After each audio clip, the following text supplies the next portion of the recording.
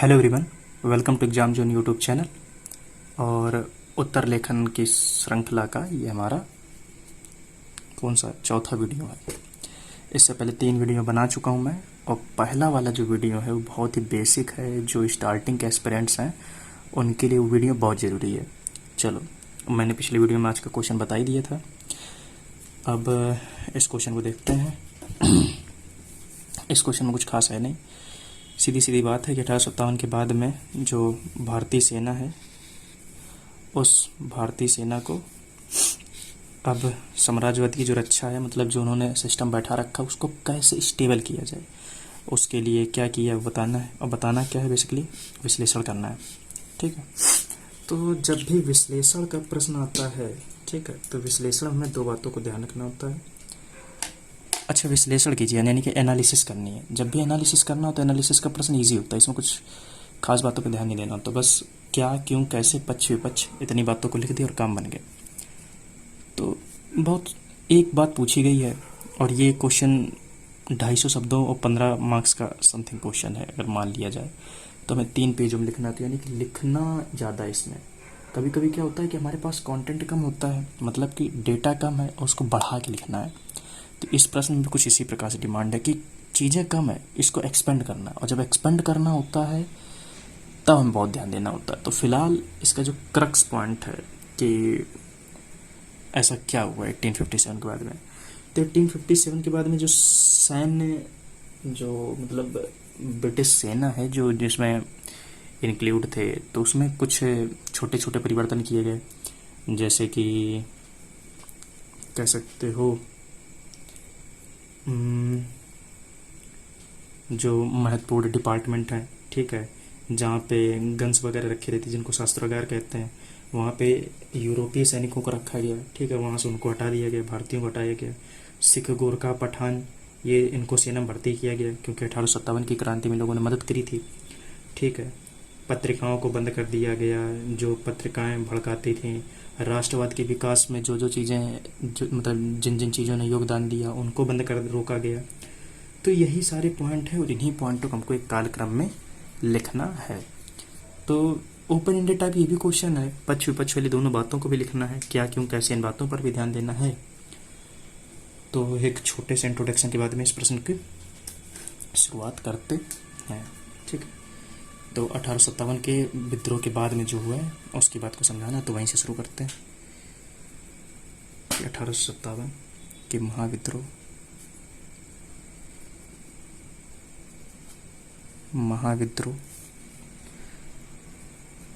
में भारत में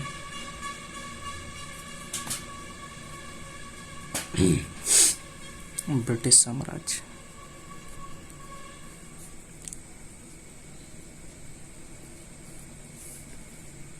की जड़ों को भी हिला दिया है।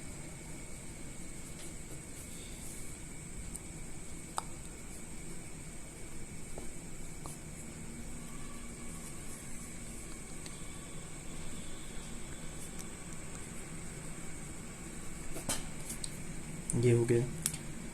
अब इसी में एक दो बातें चलो और ऐड कर लेते हैं, जैसे तथा उन्हें विवश कर दिया, तथा उन्हें विवश किया या कर दिया प्रशासनिक सैनिक सुधार के लिए। प्रशासनिक सैनिक सुधार हेतु। ठीक है,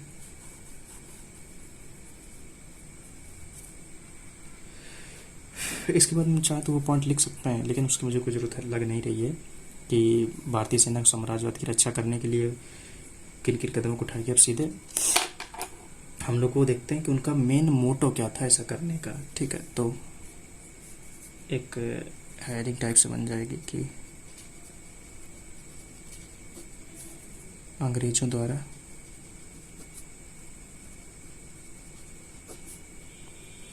अपनाए गए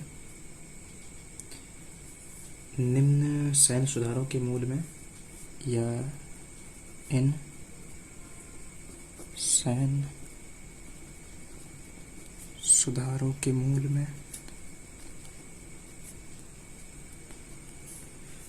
में 3 उद्देश्य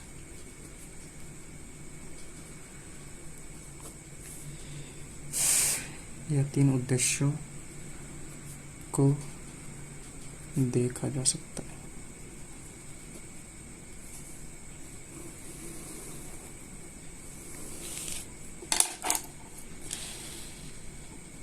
ठीक है, कौन कौन से? पहला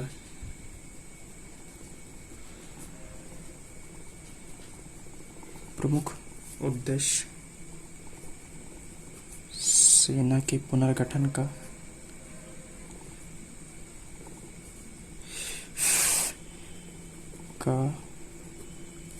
यह था कि 1857 जैसी क्रांति भैया दोबारा ना हो। 1857 जैसी घटना को ना दोहराया जाए।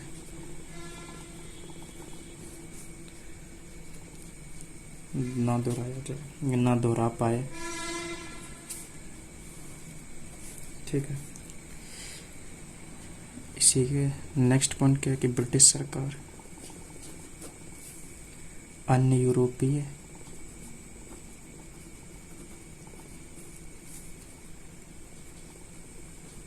देशों जैसे फ्रांस, जर्मनी,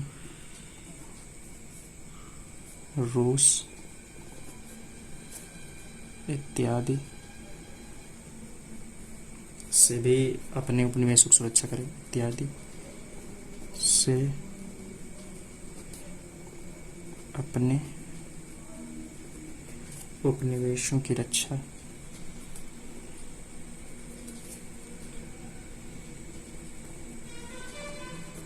भारतीय सेना की मदद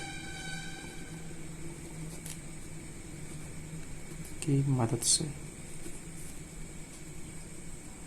भारतीय सेना की मदद से की जाए।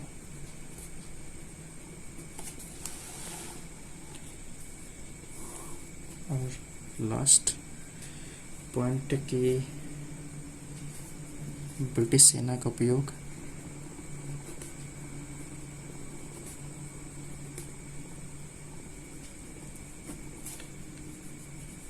अफ्रीका एवं एशिया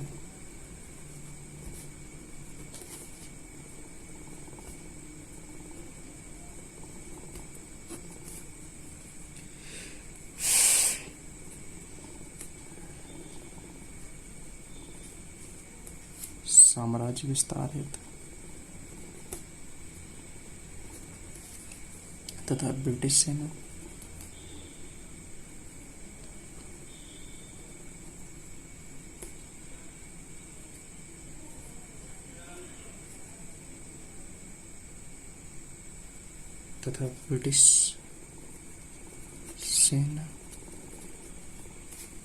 भारत में अंग्रेजी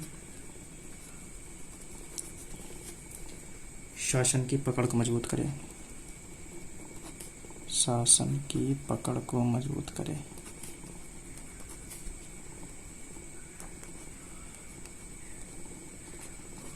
तो ये चीज हो गई। ठीक है,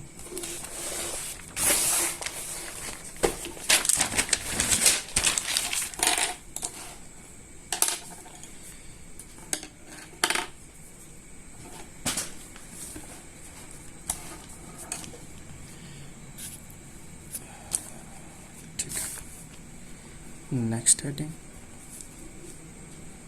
1857 के विद्रोह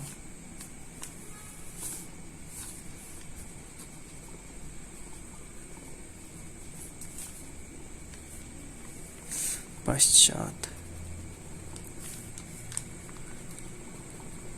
निम्न सैनिक सुधार को अपनाया गया।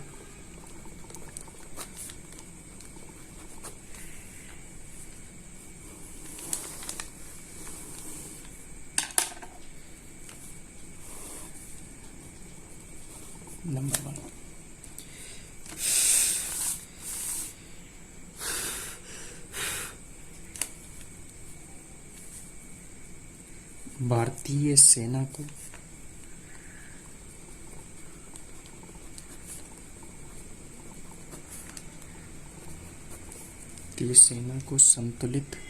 भारतीय सेना को संतुलित करने हेतु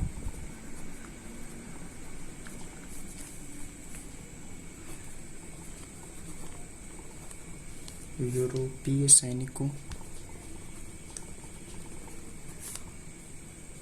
की सर्वोच्चता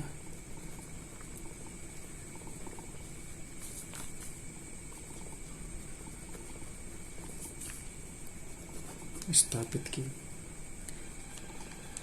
तथा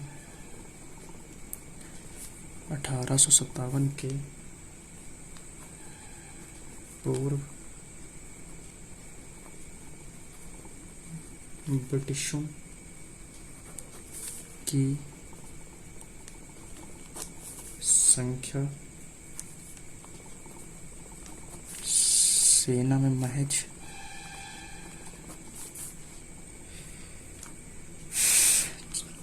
14% थी, जिसे बढ़ाकर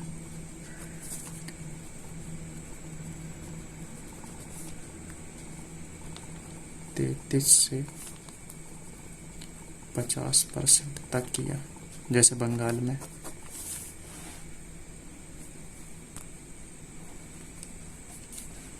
दूसरा पॉइंट,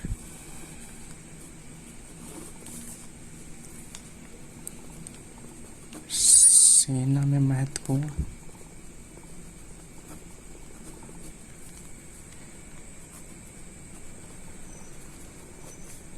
विभागों तथा शस्त्रागारों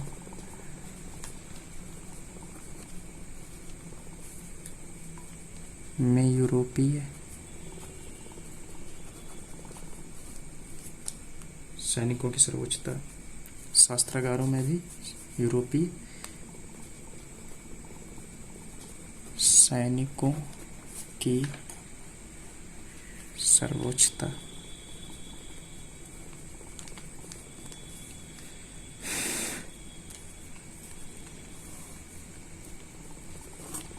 तीसरा पॉइंट, सिख, गोरखा एवं पठानों को सेना में भर्ती किया गया।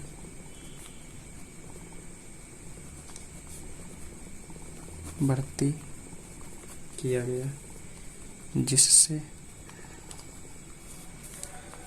भारतीयों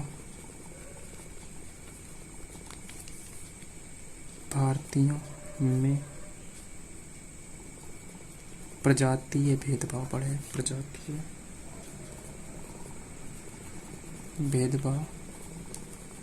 पनपेगा। ये तीसरा पॉइंट हो गया। अब यहीं से पॉइंट निकालिए, इसको और सॉल्व करके लिखिए, क्योंकि लंबा भी ले जाना है, तो ये भी इशू तो है ही। नेक्स्ट कह सकते हो, अलग अलग लोगों को अलग अलग तरीके भरा गया, जिससे राष्ट्रवाद के विकास में बाधा बने। विभिन्न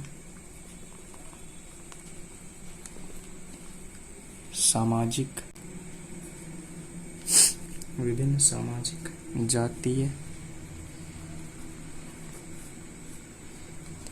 तबकों से युवाओं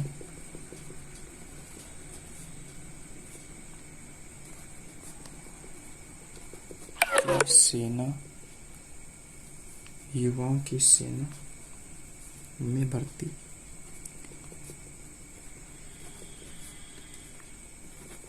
की गई, जिससे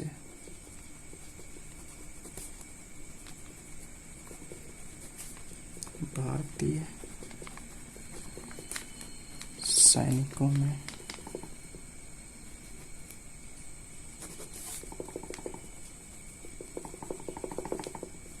सांप्रदायिक, जातीय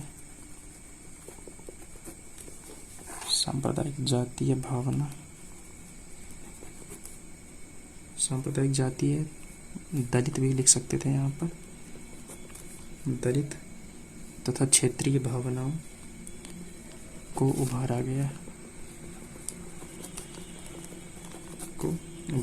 क्यों? राष्ट्रवाद के विकास को रोका जा सके, राष्ट्रवाद के विकास को रोका जा सके।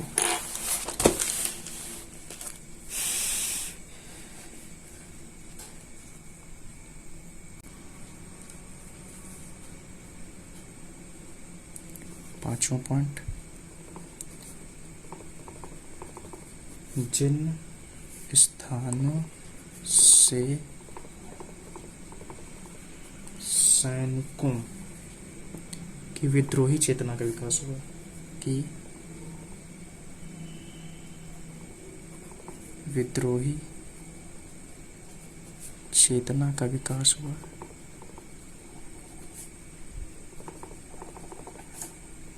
उनको गैर लड़ाकू क्षेत्र घोषित किया गया, को गैर लड़ाकू क्षेत्र घोषित किया गया। अब जैसे अवध, बिहार, बंगाल, या बंगाल नहीं, अवध, बिहार, मध्य भारत, दक्षिण भारत प्रमुख, ठीक है, ये मेन है। 6 पॉइंट, राष्ट्रवादी पत्रिकाओं,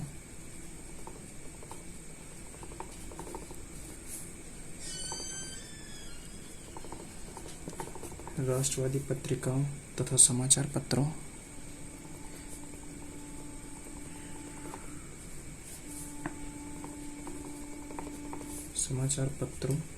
को भारतीय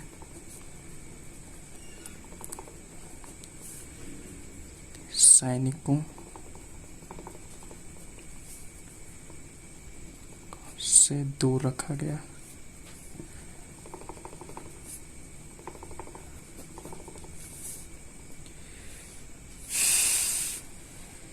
अब हम लोग लिखते हैं, उपरोक्त सुधारों हेतु सेना को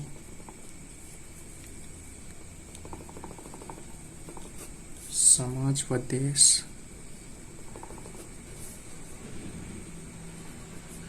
मुख्यधारा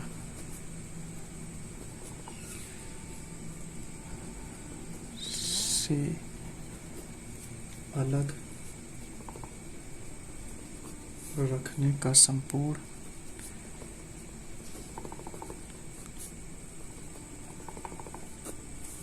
प्रयास किया गया, संपूर्ण प्रयास किया गया।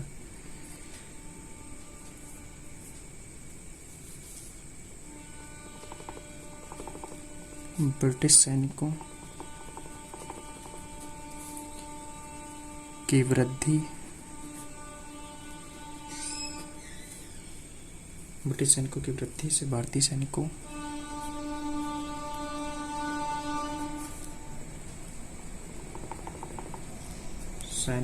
की एकता में कमी आई, एकता में कमी आई। अब यहाँ पे 1-2 पॉइंट और लिखा जा सकता है, लेकिन अब इसको खत्म करते हैं। तथा ये कहा जा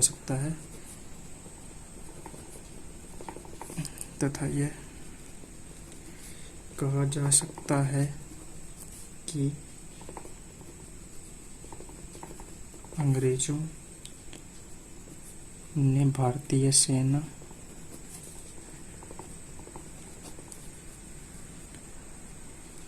को साम्राज्यवाद